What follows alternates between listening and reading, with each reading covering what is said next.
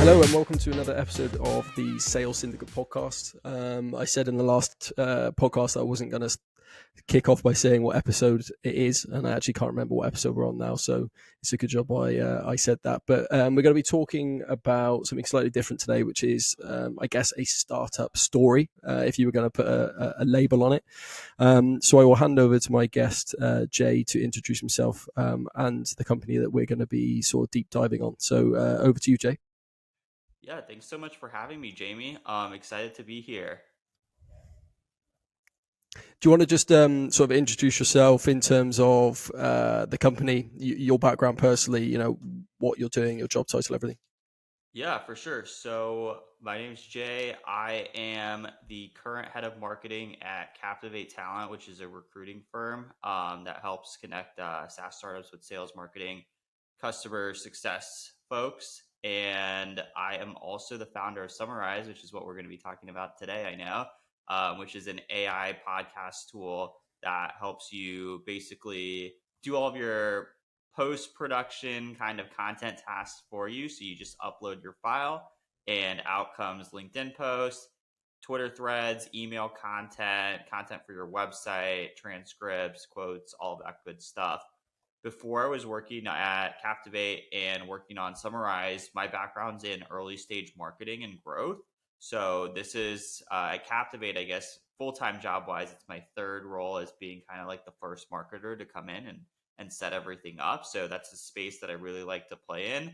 And then in terms of product wise, this is the third product that I've started. The first one that actually has a decent amount of traction going in terms of the revenue side. I've worked on another product before that we got a bunch of users, and I'm happy to share and talk into that story and lessons over there, but didn't pan out on the revenue side. But yeah, I love building things. I love tinkering with things. I think that's just the way that my nature has always been. And so I guess, like, with that said, that probably matches up with why I like to be the early marketer and work on my own products.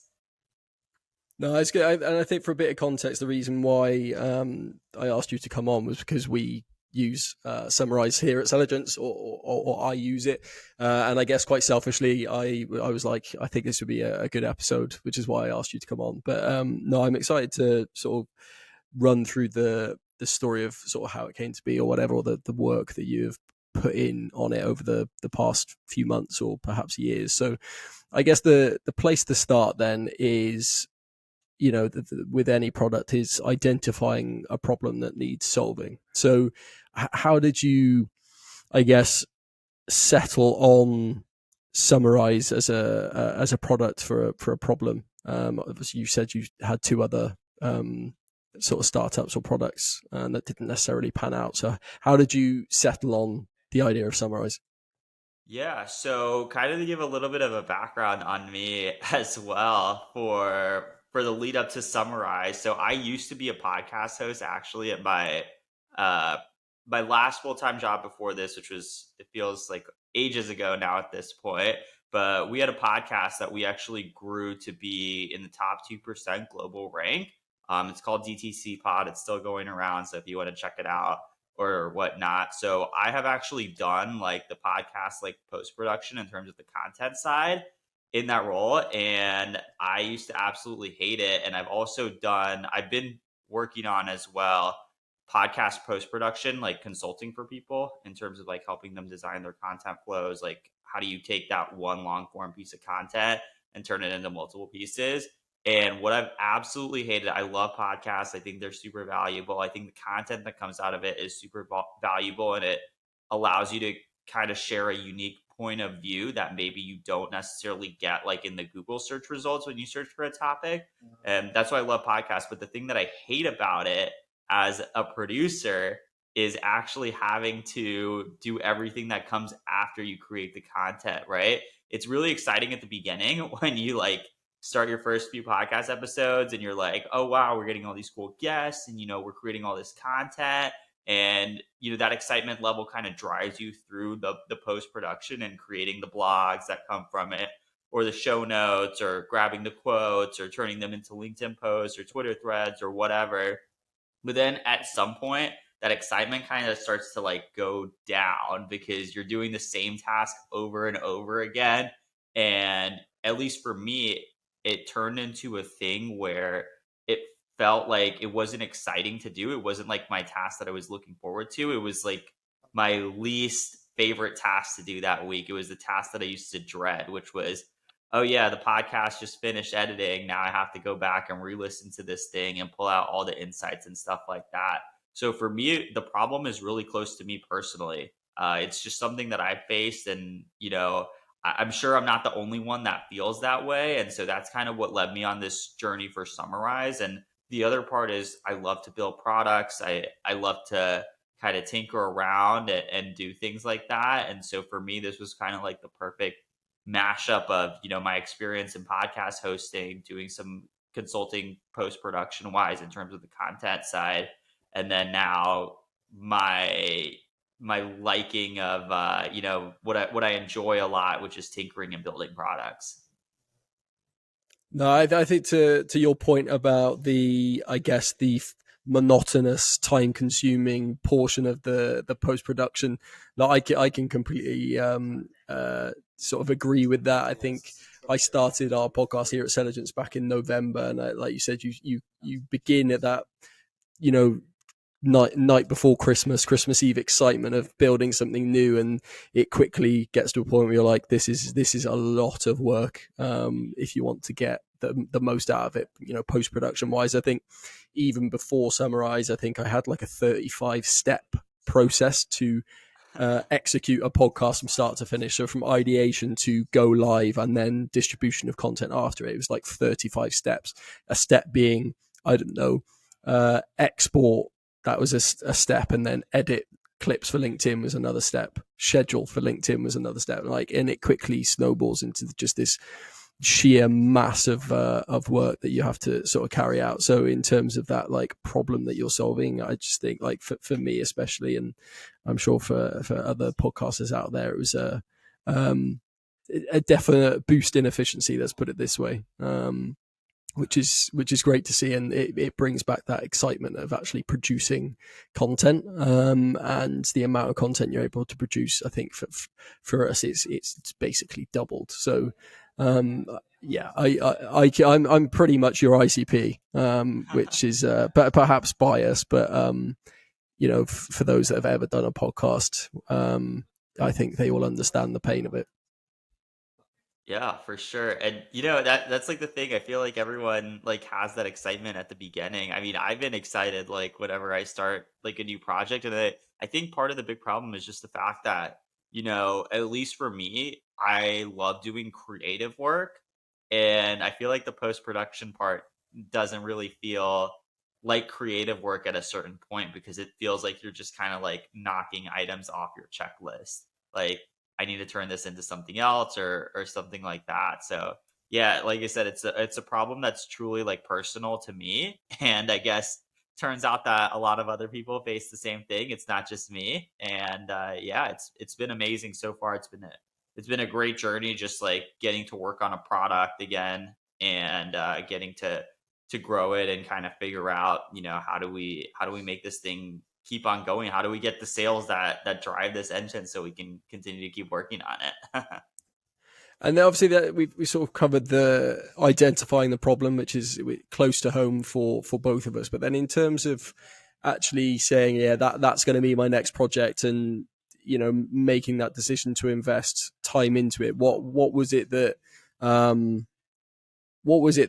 clicked? Was it that your last project, like you said, had wound down, and you were looking for a new project, and you were like, that's a problem I have, I'm going to now commit for the next however long it was? Yeah, it was actually pretty good timing, honestly, the way things worked out. So the last products that I worked on, so kind of to give a little bit color in a little bit more detail on my career journey. So I've been in Captivate since November 21, basically December 21, because it was like I started on the last day of the month, essentially. But before that, I had spent about January 21 to November 21 working on my own products. And before that, I had been in a full-time job.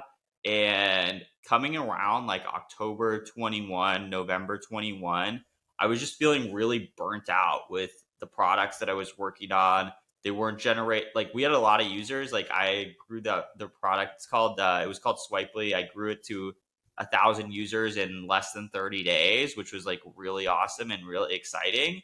And but it really did turn into revenue. Like it was very hard to switch on the revenue switch and be successful. People found valuing the product as a free product, but not necessarily as a paid product. And so that was something that was really, really tough. And then just the cost of, my background's not in engineering. So I worked with a development agency for that one.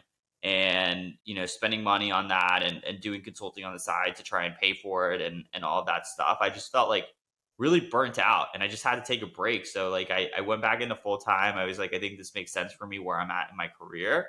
And it took about, I guess, like almost like over a year, essentially, to kind of get rid of that burnout from building products a little bit. And so, at the end of last year, 2022,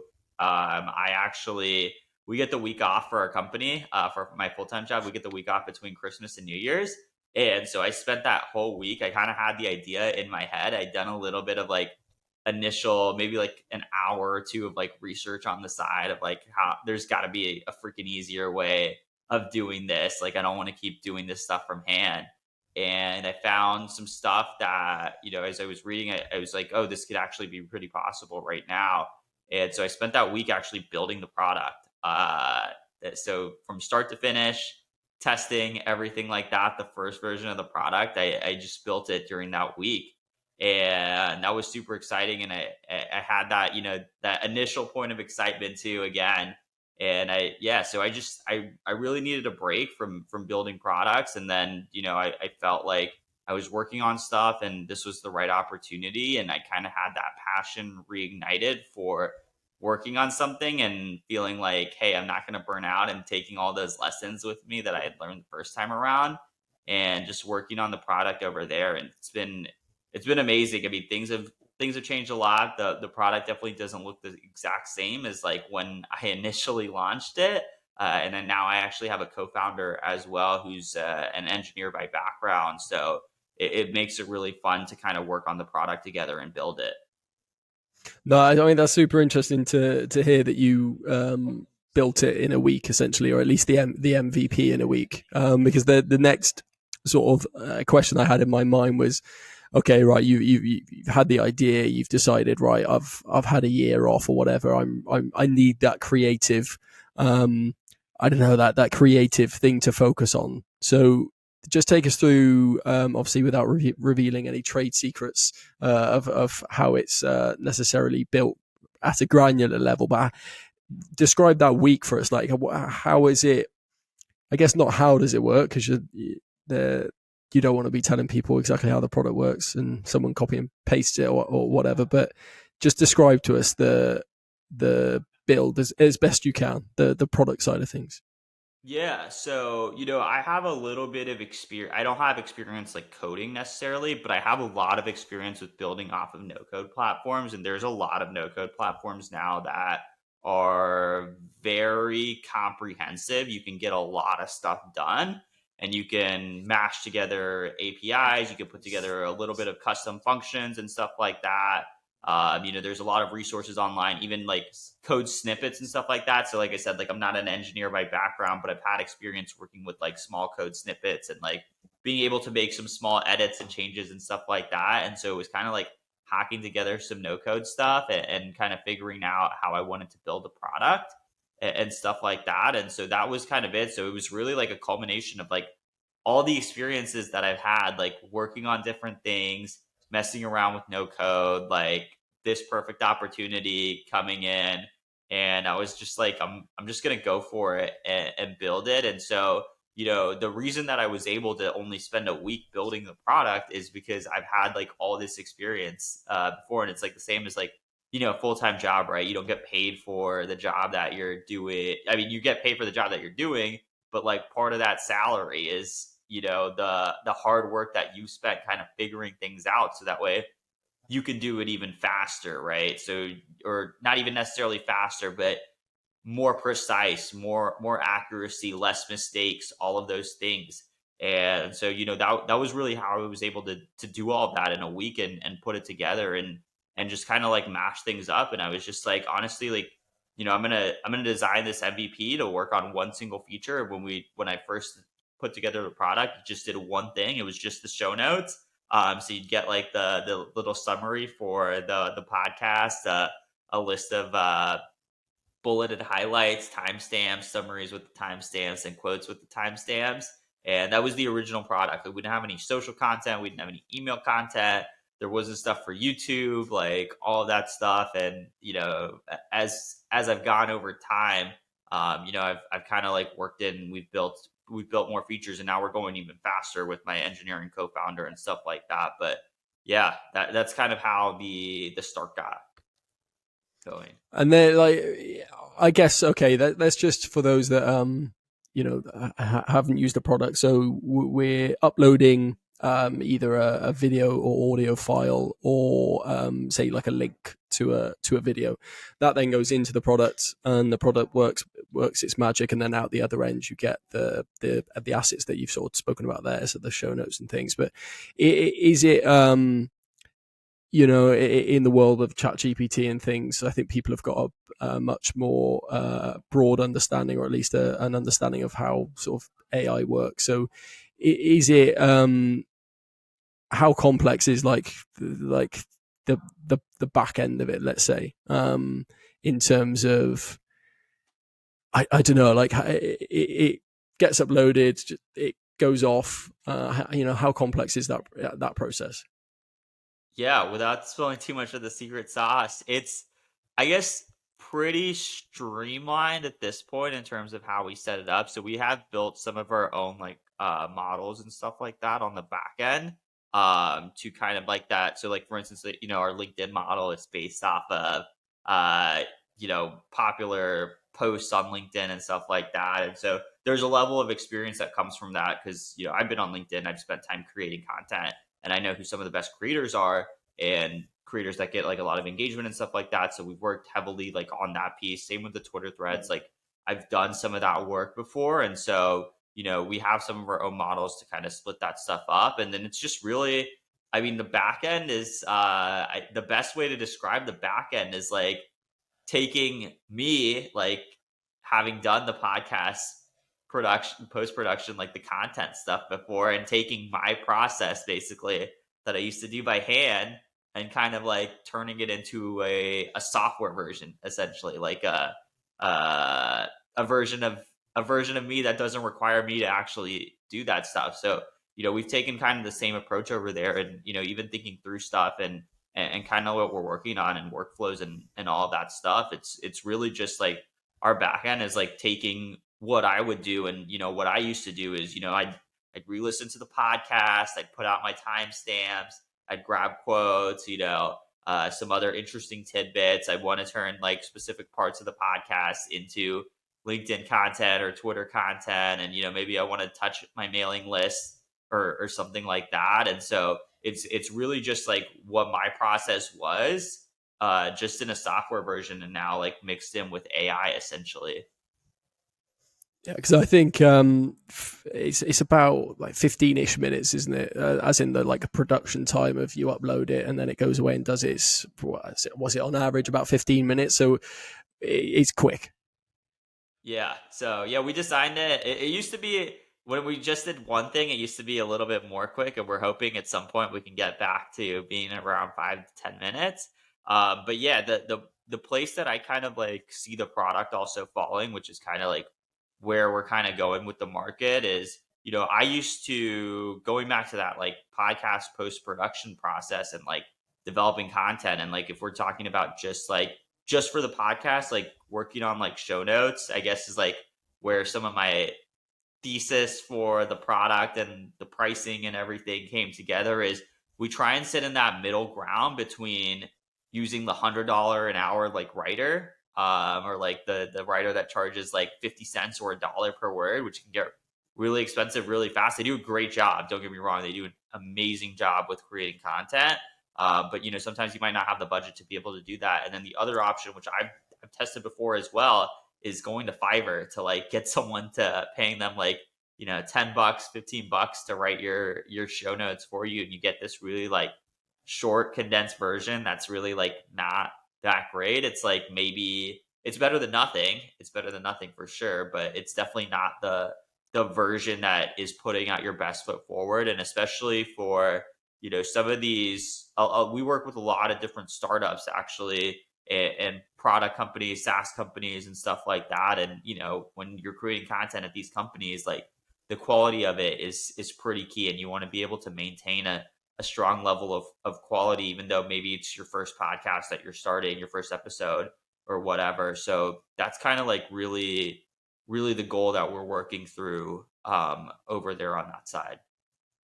I think, like, you said you used to be 5 or 10 minutes, but I think by no means is 15 minutes slow. Like, you think about the post production process, it could be probably half a day's work if you're going to do all of that, and that was like a deep work block from start of your day to midday. It would at least be how much time you're spending on it. So to go from, let's just say, 4 or 5 hours to 15 minutes, I think it's by no means slow. So you mentioned your co-founder as well then. So because I was using the product before your co-founder came on board, and I think that was about 4 weeks ago, 6 weeks ago, something like that.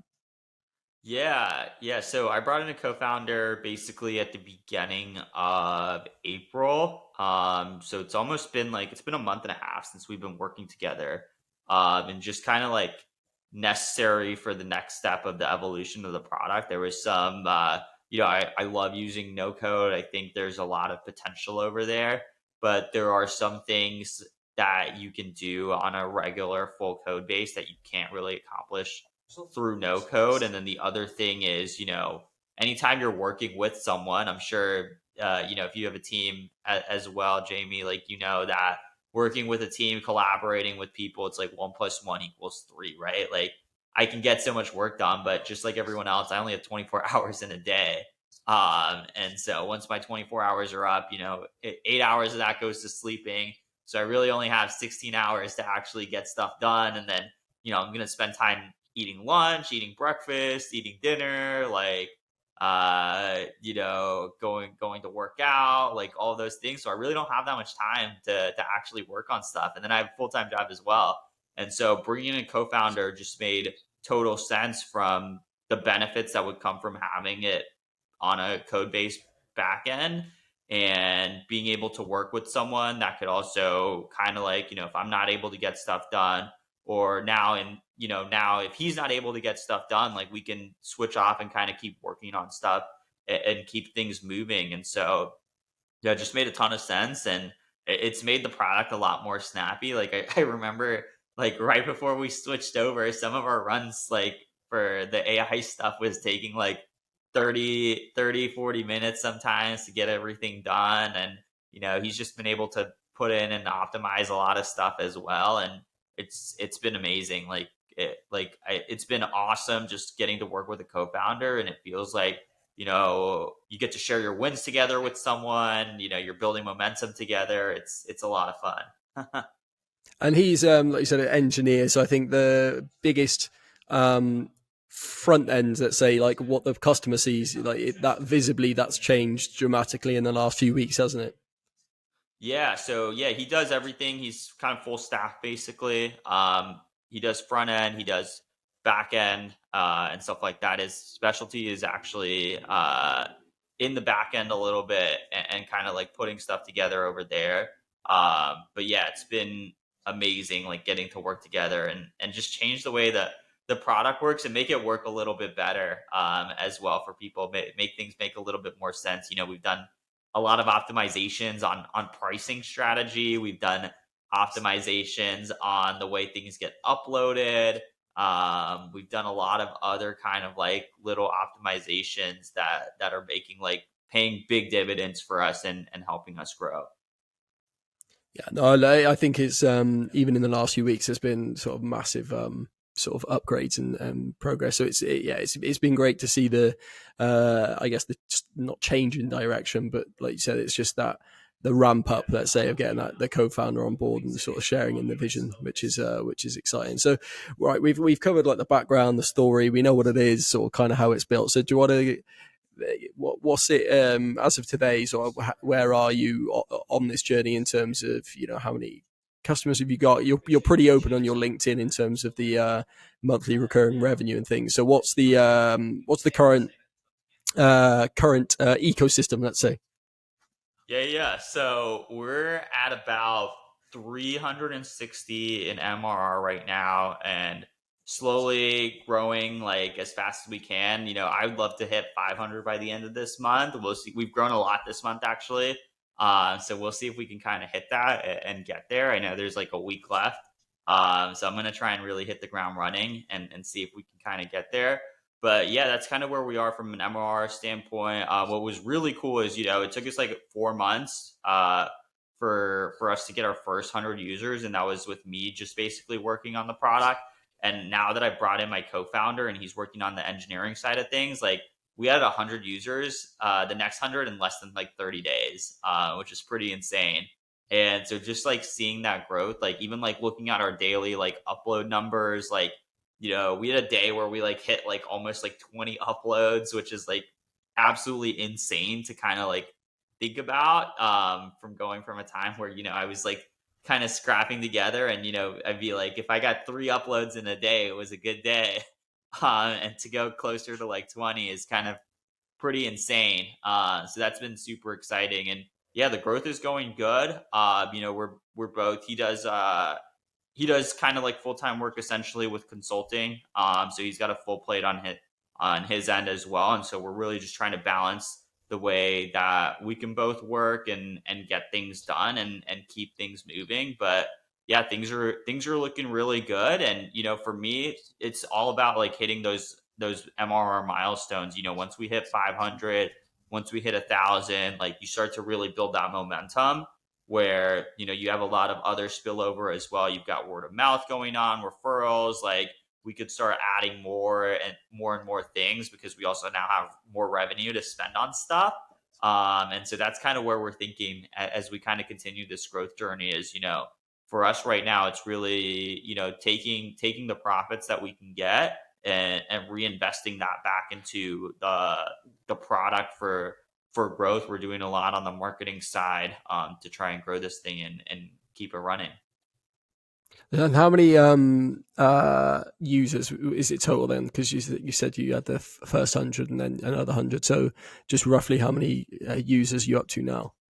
Yeah, if I'm looking at my database right now, we should be closing in. We're getting pretty close to like 300 at this point, so we're moving pretty fast and closing in pretty fast.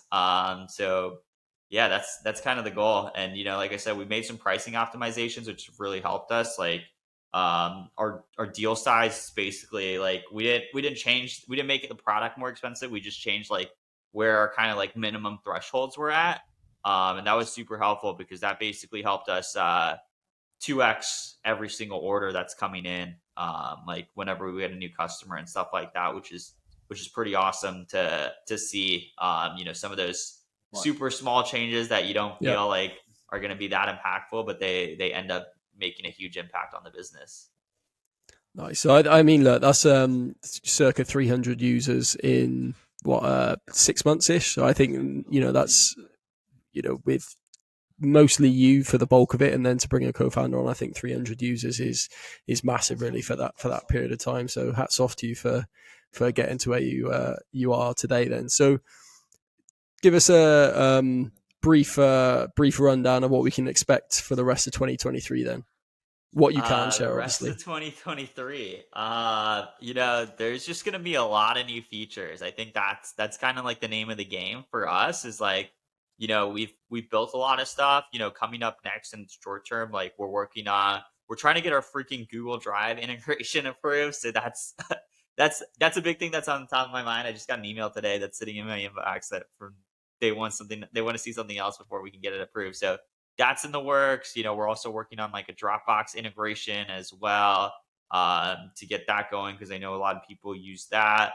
We're going to be improving our transcript as well, like heavy investment in the transcript and heavy investment in being able to turn it into captions and stuff like that to upload to YouTube, and then just a lot of other kind of content types, really. Like that's our goal. Like we don't feel like we've fully fleshed out the product in terms of content types and content outputs that are available, and kind of what we need to do and work on over there. So yeah, that's really what we're going to be working on is, how do we make this create more content as possible. And then the last thing I will say is that we're working on, which is kind of the unfun thing to talk about, which because like all those other things I talked about affect like the end user and their experience. The other unfun thing that we're going to have more conversations around is the pricing model and stuff like that, and kind of figuring out something, because we do offer a free trial. We offer 60 minutes to start that you can use absolutely for free,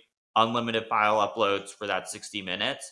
And so for us, we're trying to figure out now, how do we make that work? How do we make that trial work? How do we make sure that we get the conversions that we need and stuff like that, so that way we're able to balance that, because obviously at some point you're going to have trial users that don't end up converting, so that's kind of like a sunk cost essentially. So just making the numbers work a little bit better. So that's what we're going to be working on as well, so we can truly build out profitable business. We're bootstrapping right now, and we will be probably for the foreseeable future. We'll see about fundraising or anything like that, but yeah, so it's really adding more features and making sure we get the pricing model right, so that way we can support free trials and still support all the stuff for our paid users as well. I won't reveal some of the conversations we have, but there's some exciting stuff that I know you guys are working on, which I'm very much looking forward to, in terms of the way in which I currently use the platform and the content that I sort of look to create out of it. So I know there's a lot in the pipeline, which is super exciting. And I think that's another thing to say, is that because it's just the two of you, it is very much like one-to-one interaction. Like you're always open ears in terms of hearing feedback and helping out on any questions or whatever that I've got. So that's definitely been a big bonus for me. But I think to wrap things up, then I think there's a couple of bits that I usually chuck into the last 5 minutes, which is trying to give some like actionable advice or like tips for people based on like the stuff you've already shared. So I think in terms of like the journey you've been on so far, what would you say, pick the three most valuable things you've learned, and not necessarily just from SummarAIze, but your previous two sort of startups as well, because you would have learned a lot from them. What are the three most valuable things you've learned so far then? Oh, that's a tough one. I'm going to try. So I have two that I have, and I'm going to think of the third one while I'm going through the first two. So the first one is definitely pick a revenue / funding battle to win on. And what I say when I mean that is, the more time that I spent, so this is my third product working on things. The first product that I worked on, I didn't really monetize it. It was just like kind of like trying to build up as many users, and I thought I could just turn on the money funnel whenever I wanted to. Wasn't the case. Second product I worked on, I did more of like a startup like website, kind of like tools like directory and stuff like that, to try and generate revenue, which it did generate revenue actually, which was pretty nice. And then now I'm working on SummarAIze as well. So, based on all these experiences, I've kind of made two things that are really important, I guess, in terms of, picking that revenue / financing funding battle. If you are going to be bootstrapping your product, you need to be monetizing from day one. It's just really, really important. Free users behave much differently than paid users. And you cannot just like turn on, like sometimes it works, but the odds are really against you that you can turn on a revenue funnel and you just start making money. So, if you're going to be bootstrapping, you need to be monetizing from day one. And on the opposite end, if you're going to be fundraising, you can avoid kind of like turning on that money funnel if you need to early stage. But I would actually encourage you, if you're going to go that route, like you need to be able to successfully raise very fast, like have that strong network to be able to raise money. Because it just puts you in a very bad place in the business where, I've been there. That was my first product that I worked on where it felt like I was trying to win my money back. Essentially, like, I invested money in. It feels like gambling. Like, you sit at like blackjack table. I've lost like $1,000, $2,000. I'm like, all right, I'm gonna put even more chips in, and the next one's gonna hit, and I'm gonna break even or whatever. And that's kind of how it feels. So that's the first lesson: is pick your revenue battle, like over there, your financing battle. The second lesson I can give is get started. Like, it's easy to think like everything needs to be perfect and like you want to build, a perfect product, or it's missing this feature, or, you don't have the audience, or whatever that case is. Just get started, honestly. Like, there are a lot of tools and technology available today. Like, we even have ChatGPT. You can go ask ChatGPT questions on like, how do I make the thing that I'm working on and stuff like that. And just get started, because I've talked to plenty of entrepreneurs, or people, I guess, people that want to be entrepreneurs, that say like, hey, I have this idea, like this is what I'm working on, and I want to build it, and I'm just waiting for the right time. And more likely than not, that right time never comes. There's no such thing as a right time. So that's what I would say. If you ever have like anything, even if it's just consulting business or whatever you want to do, just get started. There's no right time that you can wait for. And then the third thing is, the lesson that I would give, and it's something that I'm still working on, trying to get better every day. Understand like the importance, like not even like if you do anything outside, but one thing that's been really valuable for me is time blocking and time boxing. I'm still not perfect at it yet. I'm still trying to work on being better at it, but it's helped me immensely in just like planning my day and making sure and getting stuff done and feeling satisfied. And the best part that I do like about the time boxing and stuff like that is, at the end of my day, I don't necessarily feel like, sometimes I get my tasks that were on that day done early. And so, I don't, I take a break and kind of use things to recharge. So yeah, I would say that that's something that's really valuable for me that I would highly suggest. And I use, I guess I'll plug another product out there, is, I use Reclaim, for that. It kind of does the, scheduling of my tasks for me and kind of creates the calendar events as well. I just type in what the task is, how long I expect it to take, and it'll create time blocks on my calendar for it. So yeah, those are my three valuable tips that I would share. Nice. I think that on your last point there, I'm a big believer in I call them like deep work blocks. And on a Sunday, I'll have a look at my weekly priorities, and then I'll block out time in my calendar for the week. But I've not heard of Reclaim, so I have to have a look at that and see if I can make it a bit more efficient, so I don't have to do anything on on a Sunday. But we'll have a look. Okay, and then the next one. That's like the three things you've learned. I guess it's like, if someone wants to go and start their own startup, like where do you suggest people start in terms of, I know you got to identify the problem and stuff, and you've just said there, look, don't wait, there's never going to be the right time. But it's like, for those that are sort of like teetering on the edge of, I got an idea and I want to do it, how do they start? Yeah, so two things I would give over there, two tips.